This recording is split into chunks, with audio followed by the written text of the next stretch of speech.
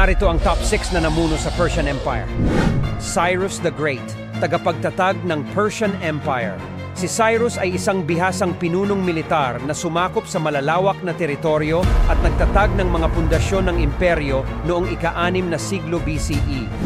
Darius the Great, pinalawak niya ang Persian Empire hanggang sa pinakamalaking lawak nito, na isinama ang mga teritoryo sa Ehipto, Levant, Anatolia at mga bahagi ng subkontinenteng Indian. Xerxes the Great, siya ay higit na kilala sa kanyang pagsalakay sa Greece na humantong sa mga tanyag na labanan ng Thermopylae, Salamis at Plataea. Mardonius, isang pinagkakatiwalaang general ni Xerxes. Si Mardonius ay gumanap ng isang mahalagang papel sa pagsalakay ng Persia sa Greece, partikular sa mga kampanya kasunod ng laban sa Thermopylae.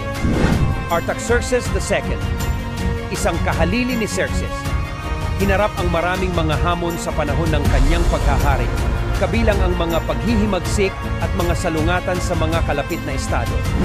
Top 1, Cyrus the Younger.